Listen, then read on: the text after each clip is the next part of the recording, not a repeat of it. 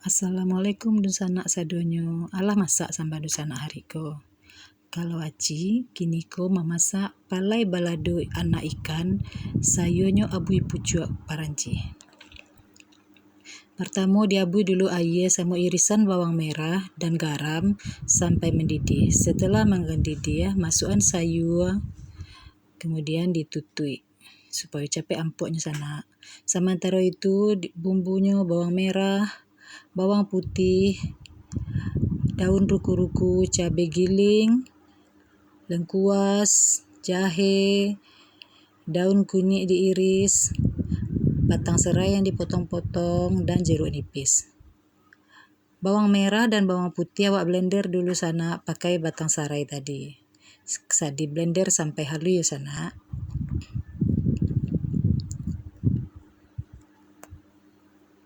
Ditambahkan air seketik untuk memblendernya ya. Sebab calik balik sayur tadi sana, kalau alah masak matian apinya di sana. Ikan yang alah dicuci ditiriskan. Bawang merah yang alah dihaluskan tadi dimasukkan daun kunyit, daun ruku-ruku, masukkan sipade, langkue, lado giling, secukupnya sana selera masing-masing. Kemudian diaduk sampai rata ya sana. Setelah rata, masukkanlah ikan yang awak tiriskan tadi. Siap tu diaduk balik. Lagi garam secukupnya. Soalnya ladonya lado giling beko keasinan. Tambahkan perasan jeruk nipis secukupnya ya sana, sesuai selera masing-masing. Sesudah tu diaduk sampai rata. Setelah rata dicuba garamnya. Kalau lah cukup menurut selera di sana, disiapkanlah daun pisangnya yang lah dilap sampai berasi. Baru dibungkuslah sana palai wak.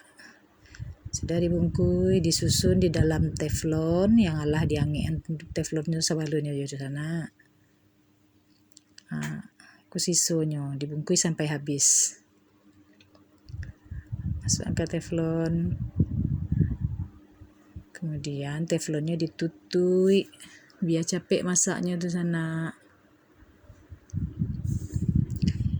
Jangan lupa dicalik, dibolak-balikan palai wak tadi.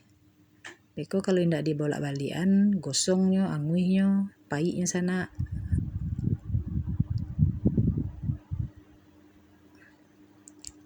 Taruh dibolak-balikan agak 2 kali bolak-balik.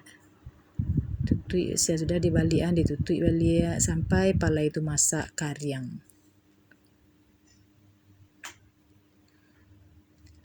Sudah tu coba tutui balik aja di sana.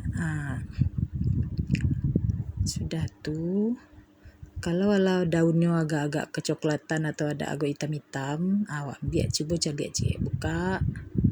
Lah masak palai wak sana. Rancak kariang palai wak di sana. Makan siang oleh